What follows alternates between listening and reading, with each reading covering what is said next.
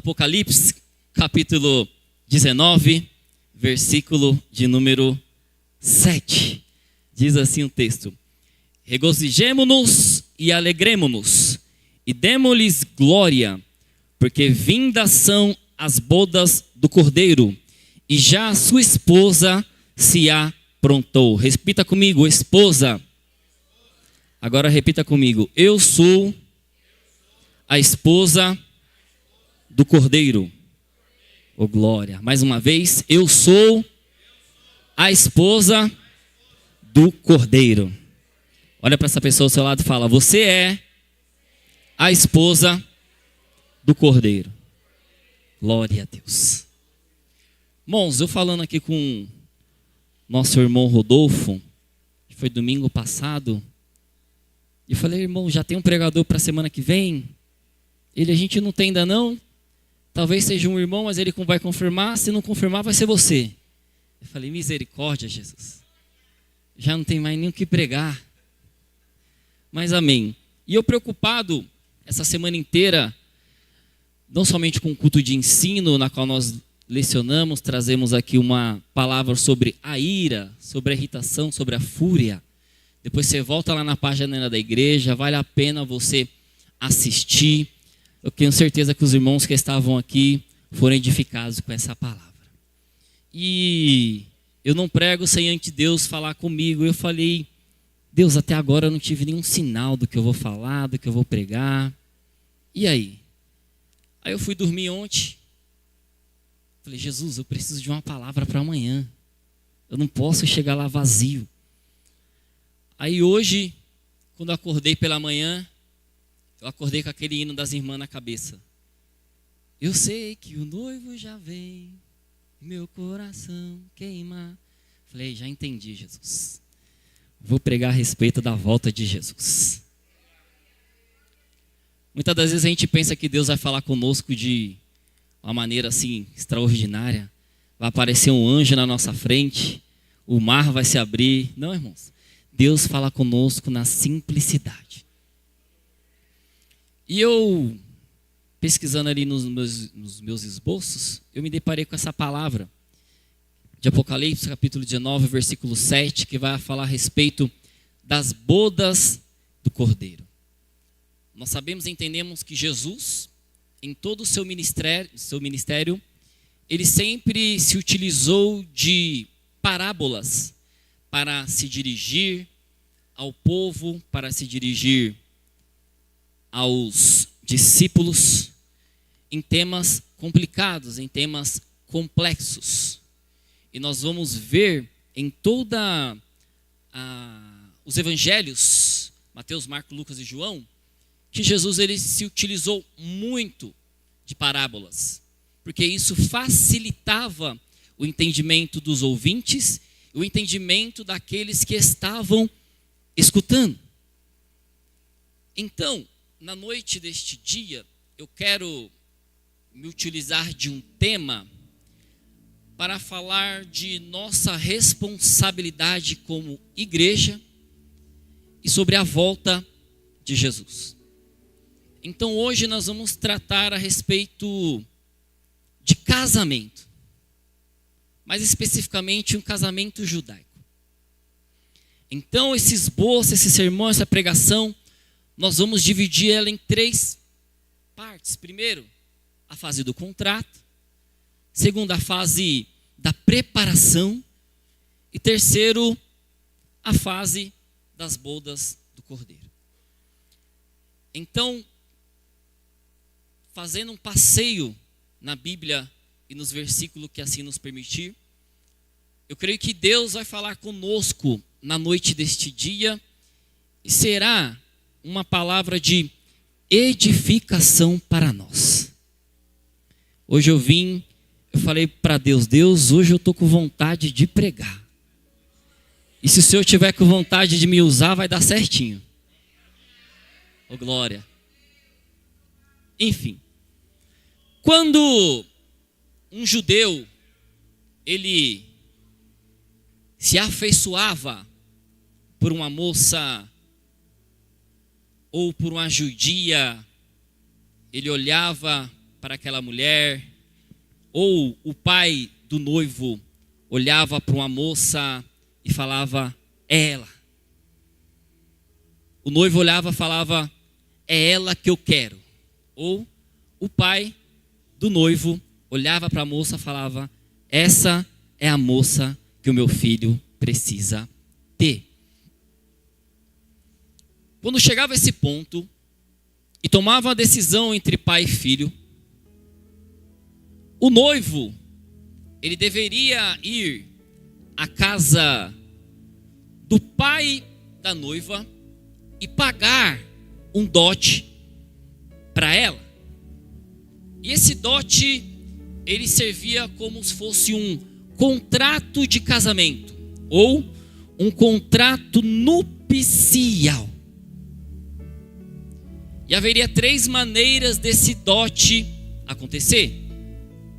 A primeira maneira é, o noivo, ele dava uma quantia ao pai da noiva como um sinal de pagamento pelo valor que o pai estava perdendo ao retirar aquela jovem da casa dele. Então, ele chegava no pai daquela moça e falava, ó, eu quero me casar com sua filha. Então, ele trazia consigo um dote, entregava para o pai da moça, e isso era como se fosse um reconhecimento de primeiro que ele estava disposto a cuidar, a zelar e a construir uma família por aquela moça. E segundo, a quantia daquele dote deveria suprir de tal maneira o prejuízo que essa filha tinha ao sair da casa do pai. Ou seja, não era qualquer valor. Não era um valor pequeno. Não era igual quando eu fui casar. Eu cheguei na minha sogra e falei, eu quero casar com sua filha. Ela, o que você tem para oferecer? Eu falei, nada, só a fé. Ela teve mais fé ainda que acreditou em mim.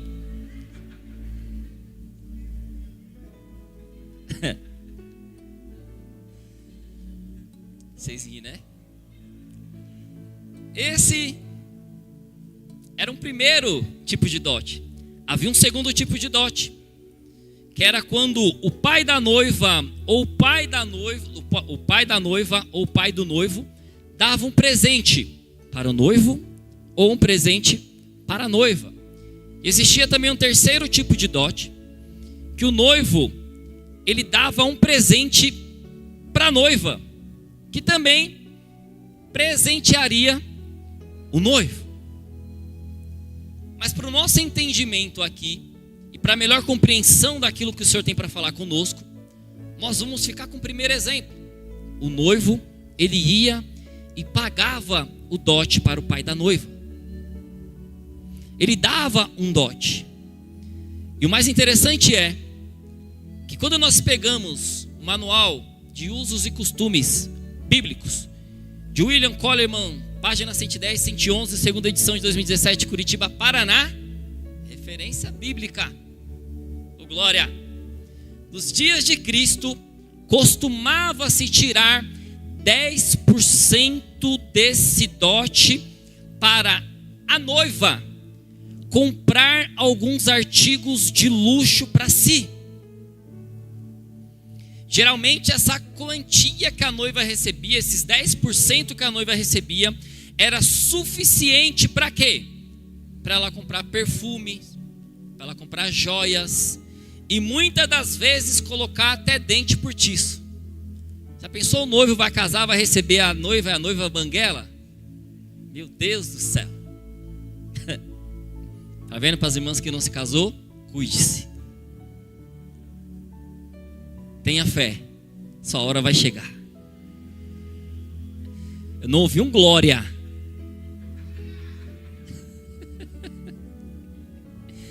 Então,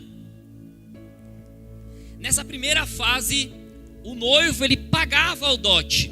Porém, nessa primeira fase do casamento, ele só pagava o dote, ele não levava a noiva consigo. A noiva, ela permanecia na casa do pai até o dia das bodas, ou até o dia do casamento. E o interessante é que enquanto ela está aguardando o dia do retorno do seu amado, do noivo, o noivo estava indo preparar lugar ao lado da casa do pai.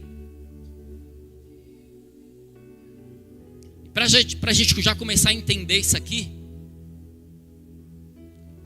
nós já estamos noiva de Cristo. O Pai Celestial, Ele arranjou um casamento para seu filho, que é Jesus, com a sua esposa, que é a igreja. E quando aconteceu isso? Na eternidade passada. Pois tanto o filho como a igreja ainda era mistério. Como assim, Diogo? Não. No Antigo Testamento eles ainda não sabiam quem era o Cristo ou quem era Jesus. E muito menos sabia quem era a igreja. E eu vou muito além. Nem o céu conhecia quem era Jesus. Porque quando eu pego João, capítulo 1, versículo 18, vai dizer: Deus nunca foi visto por alguém. O Filho unigênito que está no seio do Pai, este o fez conhecer. Então, Deus apresentou o seu Filho para a humanidade. Colossenses capítulo 1, versículo 24 ao 28. Eu quero ler só o versículo 26. O mistério que esteve oculto desde todos os séculos, em todas as gerações, e que agora foi manifesto aos seus santos. Versículo 27. Aos quais Deus quis fazer conhecer quais são as riquezas da glória deste mistério entre os gentios, a saber, Cristo, que em vós esperança da glória. Ou seja, Cristo, ele sempre foi um mistério. A igreja também sempre foi um mistério. Efésios capítulo 5, versículo 32 vai dizer: grande é esse mistério, digo, porém, a respeito de Cristo e da igreja. Então, quando nós juntamos as coisas, nós percebemos que o Filho, que é Cristo, pagou o dote, que foi o preço da cruz, ao Pai, que é Deus, para se casar com a sua esposa, que é a igreja. Eu e você, nós estamos de casamento marcados com o noivo. Eu e você, a qualquer momento, no piscar de olhos, nós vamos sumir daqui e iremos nos encontrar com o nosso noivo. E o mais engraçado é que o noivo, que é Cristo, não levou a sua noiva, que é a igreja, mas ele a deixou na casa do Pai e foi preparar lugar na casa do Pai. E quando a casa estiver preparada, então ele, o esposo, vai voltar e vai buscar a sua esposa, que ele comprou com precioso sangue. Primeira coisa que eu quero falar para você aqui: você não é qualquer um. Você tem um valor. Você foi comprado comprado com algo de muito valor que não tem preço. Dinheiro nenhum pode comprar o preço que foi dado pela minha e pela sua vida. E que preço foi esse? O sangue de Jesus, vertido na cruz do Calvário. Aleluia. Então não deixa ninguém te desmorecer, ninguém te desanimar, dizendo que você não é ninguém, que você não merece, que você não pode. Não, você é a noiva do Cordeiro. E Jesus Cristo não vê a hora de se encontrar com você no céu. Oh, glória!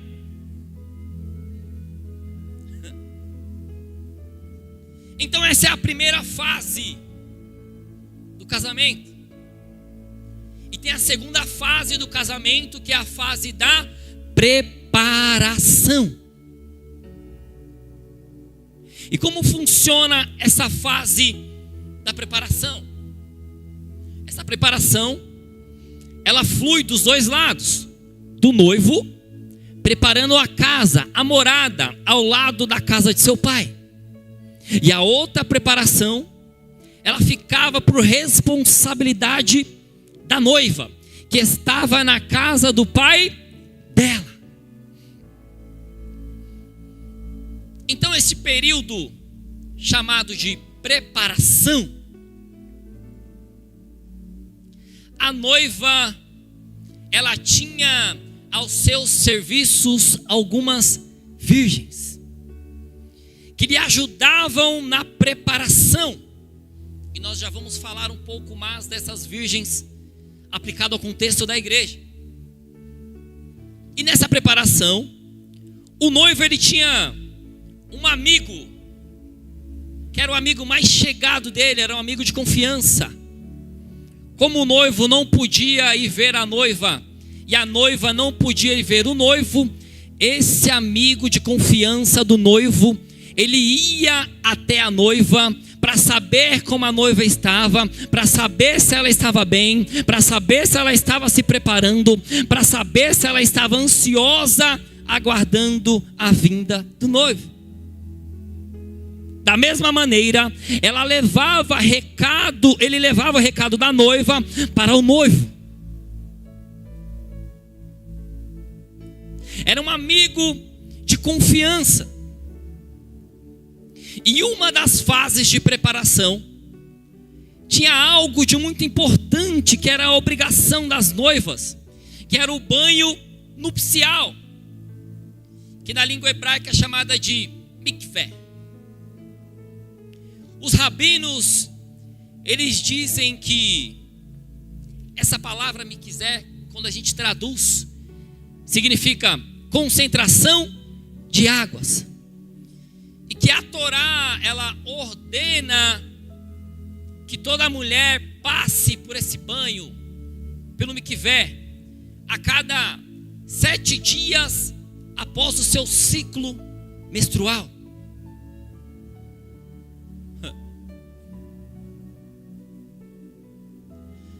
Ou seja, uma vez por mês, as mulheres, elas deveriam passar por esse banho nupcial. Os mais antigos, eles acreditam que o Eterno, que é Deus, em sua suprema sabedoria, ele ordenou esse banho nupcial, mikvé, com o propósito de renovar os casamentos. Porque com a renovação da mulher, trazia consigo toda aquela ansiedade para o noivo quando ele tinha de conhecer a noiva. Trazia consigo todo aquele entusiasmo para o varão. Ele lembrava de quando eles ainda eram noivos e ansiava dia após dia pelo encontro com a noiva. Eles acreditavam nisso, que esse banho nupcial, ele traz uma renovação para o casamento.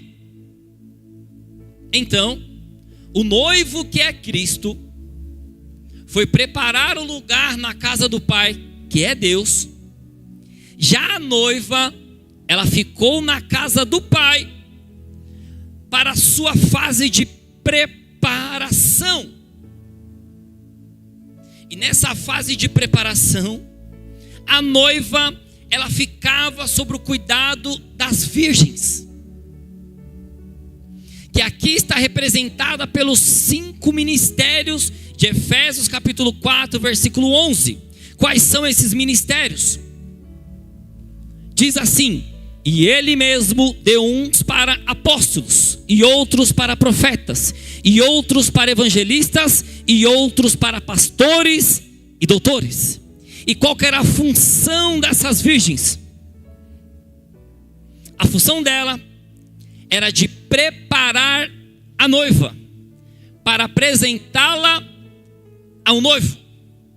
A função desses 5 ministérios é de preparar a igreja para se encontrar com o noivo. Ora, quando a gente para analisar Efésios capítulo 4, versículo 11, nós vemos que isso é um presente que Deus deu para a igreja. Isso é um presente que Deus deu para a igreja. Os apóstolos, os profetas, os evangelistas, os pastores e os mestres. Para quê? Para ensinar a noiva, para conduzir a noiva, para orientar a noiva na preparação para o encontro do seu noivo. Oh glória! Segura um pouquinho que vai apertar. Quando eu, como membro, como igreja, eu desprezo esses 5 ministérios dentro da igreja local, aonde eu contribuo, eu estou desprezando os presentes que Deus deu para a igreja.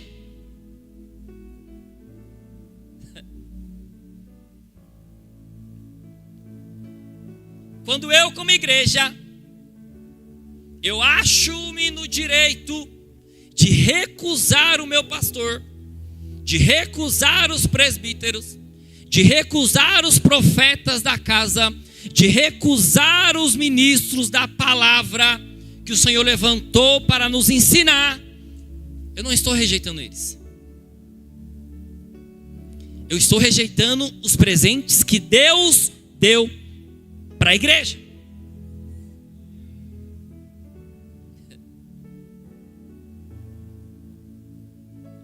E de que maneira eu rejeito esses presentes? Não dando valor, não ajudando, não cooperando,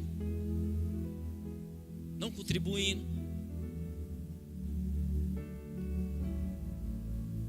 Porque, irmãos, o presbítero falou algo aqui que é seríssimo. 40 dias o povo sem Moisés foi o suficiente para todo mundo se desviar. Deus já sabia disso.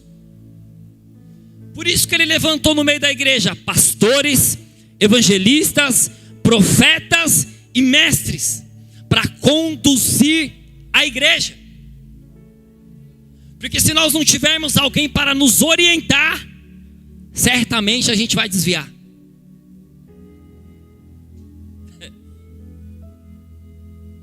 Então, enquanto o noivo, que é Cristo, não vem, a noiva, que é a igreja, ela precisa passar mensalmente pelo banho nupcial para renovar os votos de casa. Assim, com a demora do noivo para vir buscar a sua noiva, muitos crentes desistiram de esperar. Oh, glória. E já abandonaram esse banho nupcial, já abandonaram o mikvé. Mas, irmão Diogo, você está falando tanto em mikvé, mas o que é isso aplicado à igreja? quando eu paro para analisar melhor isso aqui, esse banho nupcial, para a nossa igreja, ele se consiste em 3. Em primeiro, esse banho nupcial ele vai falar de um novo nascimento.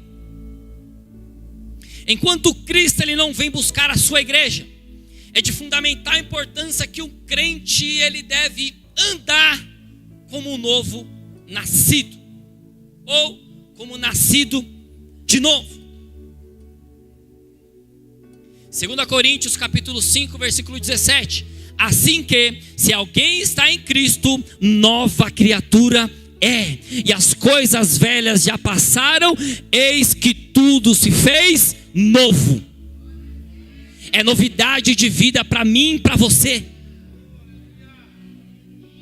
Deus, ele trata um novo convertido, uma pessoa nascida de novo, como uma nova criatura.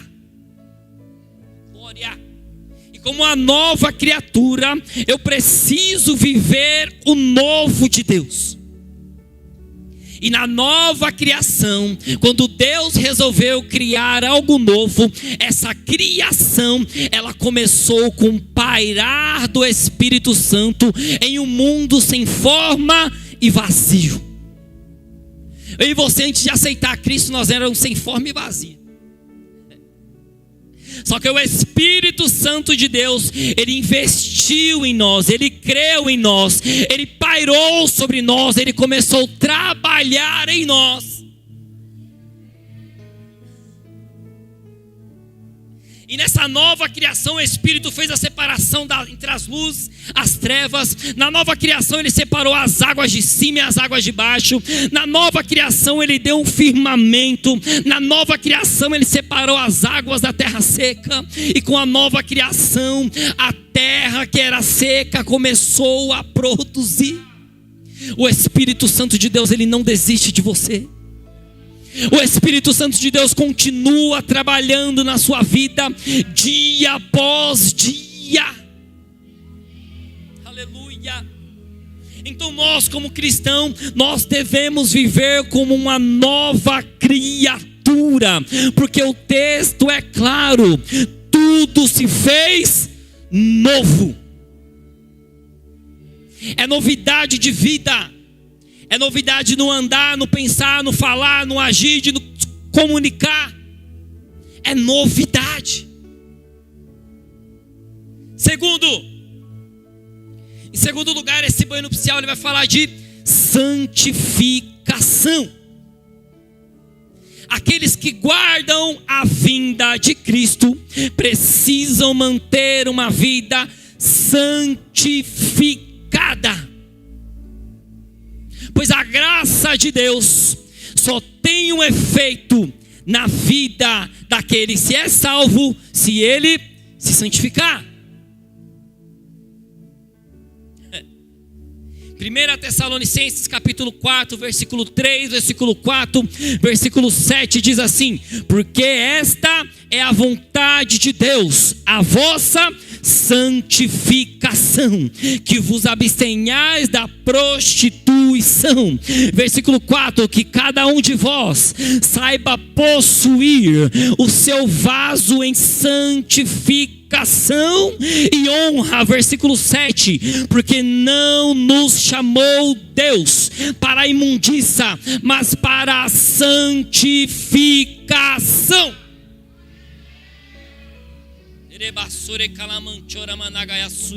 Nós, como cristãos, nós devemos manter uma vida santa, íntegra, correta diante da presença de Deus. Em nós não pode haver espaço para o pecado. Nós não podemos dar brecha para o pecado. Com o pecado não se brinca. Com o pecado nós temos que fazer igual José: larga tudo e sai correndo, porque se a gente ficar, a gente não vai resistir.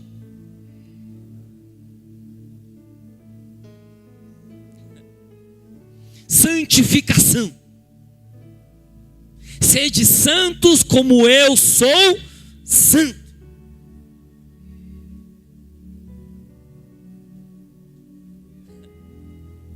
E esse processo de santificação, ele começa com nós reconhecendo as nossas falhas, os nossos erros. Irmãos, pensa com um povo que é crente.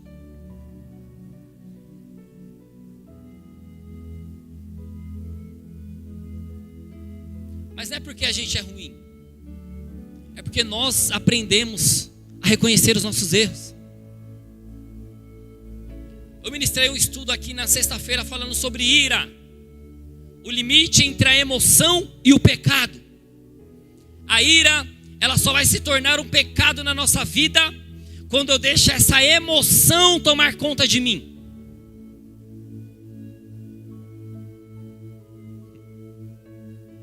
Com o pecado é a mesma coisa. Se eu deixar o pecado me dominar,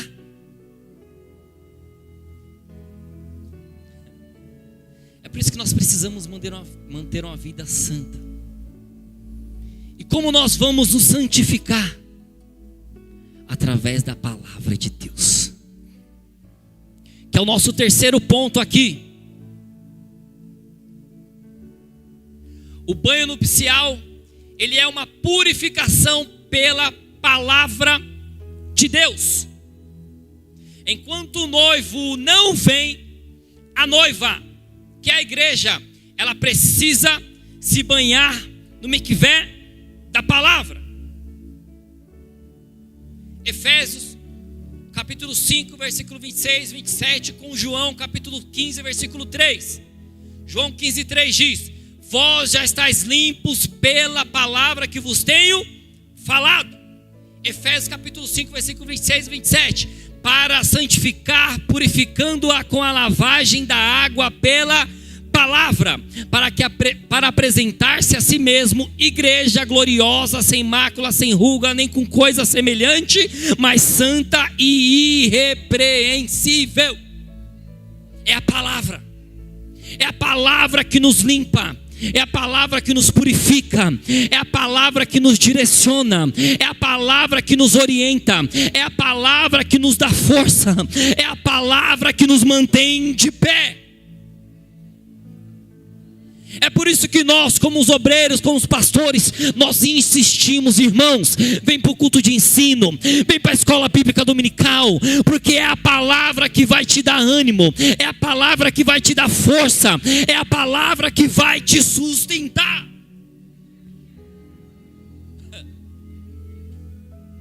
Oh glória, tudo é pela palavra.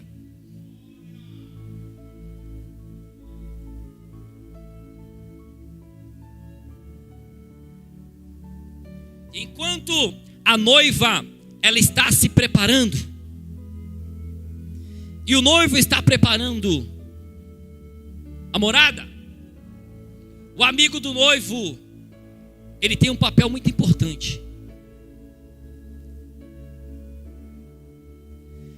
Era ele que levava as notícias da noiva para o noivo, e também notícias do noivo para a noiva. Eles queriam muito se comunicar, mas ainda não podiam estar juntos. Esse amigo não era um amigo qualquer. Ele era um amigo de confiança do noivo. Em Gênesis capítulo 24, nós temos uma ideia disso. Nas pessoas de Abraão, Eleazar, Isaque e Rebeca, que são também figuras tipológicas das pessoas da divindade da igreja. Pai, Filho e Espírito Santo é a igreja.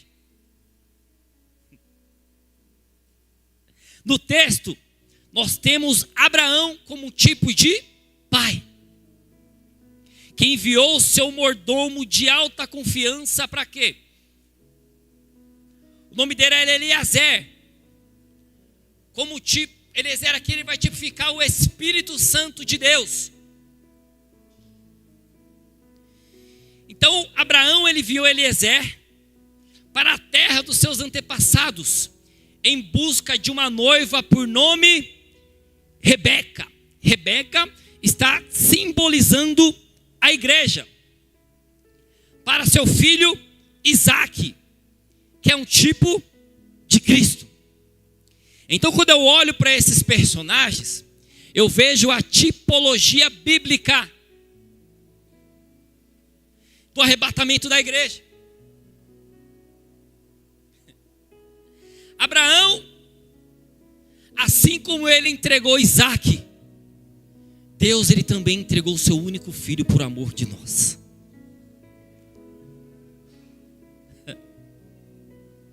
Assim como Abraão enviou o seu mordomo de alta confiança para a terra dos seus antepassados, Deus derramou seu Santo Espírito para toda a igreja.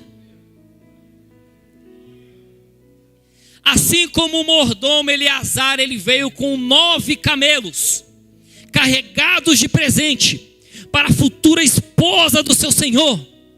O Espírito Santo de Deus, ele veio trazendo consigo os 9 dons espirituais. Isso é presente de Deus para a igreja, é só você pegar. É só você pedir que Ele dá. Os dons espirituais são presentes de Deus para a igreja. Eu me lembro que quando eu me converti, eu tinha um desejo muito grande de ser batizado com o Espírito Santo. E eu orava. Eu saía, eu trabalhava no telemarketing lá na Lapa. Eu saía correndo para pegar o ônibus, para subir para o terminal, para pegar o outro ônibus, para chegar em casa e orar. E a minha oração era: Deus, me batiza com o Espírito Santo. Eu tinha um desejo de falar em línguas. Até que com 3 meses depois eu alcancei essa graça. Jesus foi num culto de jovens e me batizou com o Espírito Santo. Mas eu aprendi que a vida espiritual ela é progressiva. Ela não fica estagnada e não termina no batismo com o Espírito Santo. Você precisa ir atrás do seu crescimento espiritual. Irmão, eu vi aqueles irmãos falando em línguas, e não parava. Eu falei: Deus, eu quero isso para mim. O que é isso? Dom de variedade de línguas estranhas. E eu comecei a orar, comecei a buscar. E no determinado tempo Jesus foi e me deu o dom de variedade de línguas. É presente de Deus, é só querer, é só orar, é só buscar que Deus vai te dar. O que acontece nos dias atuais é que parece que a igreja do século 21, ela perdeu o encantamento pelos dons espirituais. Parece que para nós é mais válido alguém que vem aqui, que faça eu rir, que faça eu pular, do que alguém que vem falar para você. É só pegar. É presente de Deus, pega.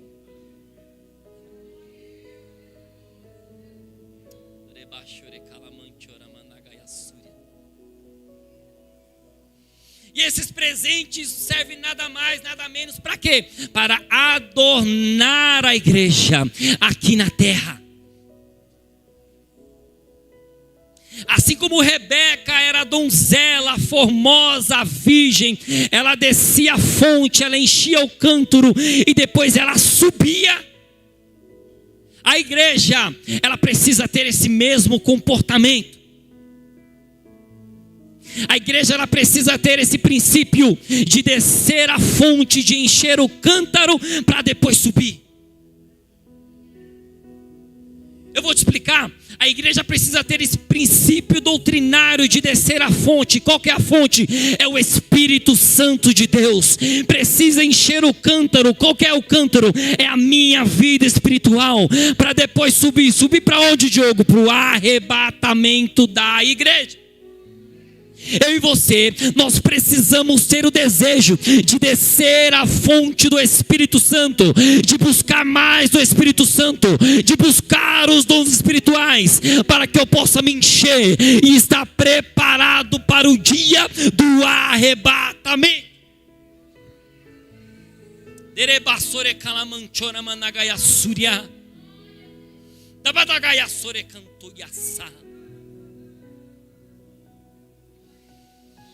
Nós precisamos ser cheios, irmãos. Até para ir para o céu a gente precisa ser cheio do Espírito Santo. Nós precisamos buscar.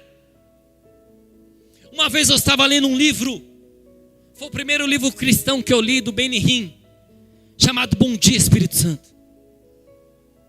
E no meio desse livro, algo me chamou a atenção, que no caso Benihim, ele ainda não era convertido, só que ele foi numa conferência, e no meio da conferência, a moça que iria pregar, ela interrompeu todo o culto.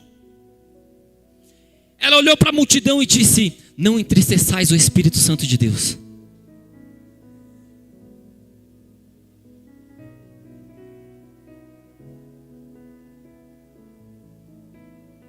Quando nós, como igreja, deixamos de buscar um relacionamento com o Espírito Santo de Deus, nós estamos entristecendo o Espírito Santo. Nós estamos entristecendo a terceira pessoa da Trindade. Algo que Deus enviou para cuidar de nós, para nos orientar, para nos fortalecer. E nós precisamos buscar o relacionamento com o Espírito Santo de Deus. Quer um conselho? Busque o Espírito Santo de Deus. Busque esse relacionamento, busque intimidade. Busca, quando você acordar, fala: bom dia Espírito Santo, eu estou aqui. Quando você estiver indo para o seu trabalho, fala: Espírito Santo, fica comigo. Quando você estiver almoçando, fala: Espírito Santo, não larga de mim. Quando você chegar na sua casa estressado, fala: Espírito Santo, me dá graça. Quando você não tiver força para vir para o culto, fala: Espírito Santo, me ajuda.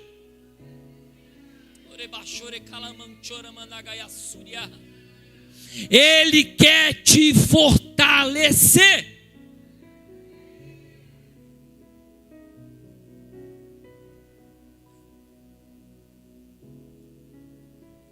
Porque assim como Eliezer, ele conduziu Rebeca ao encontro de Isaac, é assim o Espírito Santo, ele vai conduzir a igreja para o encontro de Cristo no arrebatamento.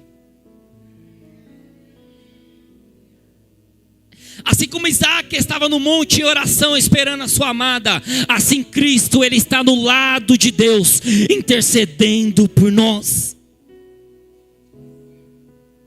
Assim como Eliezer conduziu Rebeca ao encontro, aleluia, de Isaac no monte, o Espírito Santo levará a igreja ao encontro com Cristo. Para a gente finalizar, terceiro lugar, a fase do casamento. Ô, coisa boa é casar. Não ouvi nenhum glória.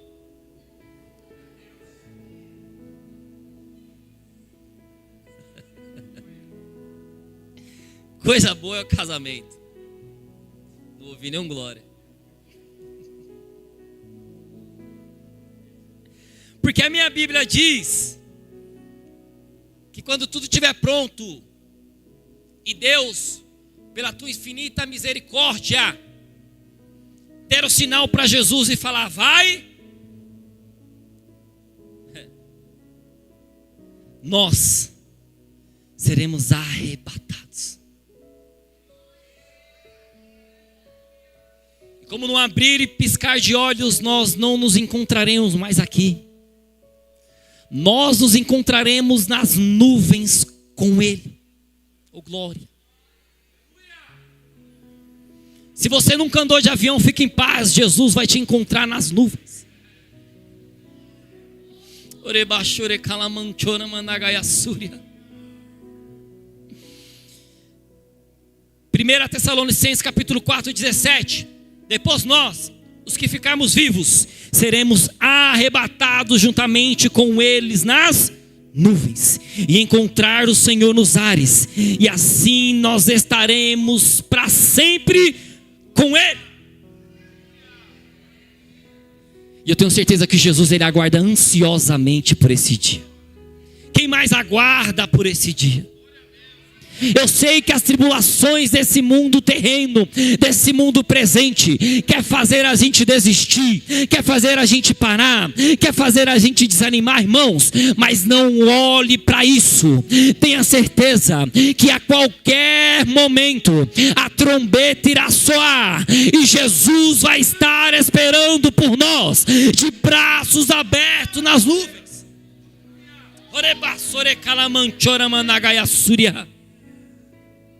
Nós vamos nos encontrar com o Mestre.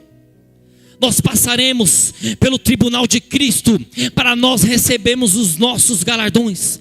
É ali que todas as nossas obras serão postas no fogo, e só vão sair aquelas que de fato foram feitas para a honra e glória do Senhor.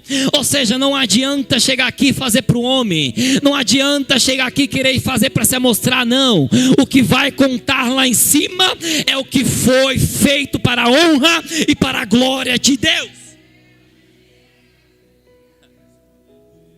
E por último, depois que nós recebemos os nossos galardões, as nossas pedrinhas na coroa, nós vamos participar das bodas do Cordeiro.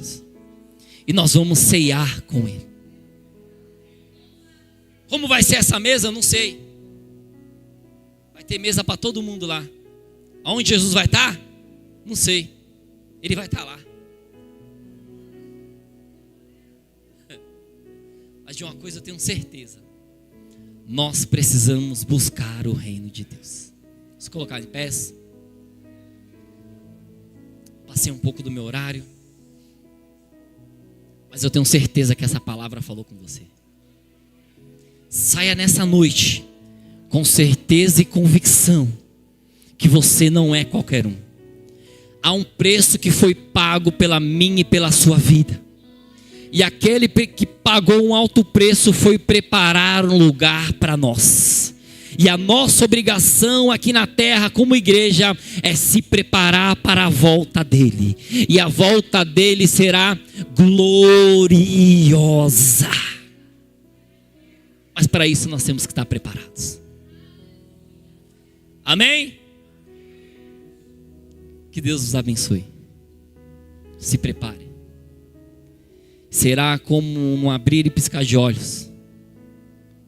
Há um texto bíblico que vai dizer que Jesus vai voltar como um ladrão entra em uma casa. Ninguém espera. E a qualquer momento. E nós, como igreja, não podemos ser pegados despercebidos. Nós temos que estar preparados. Amém?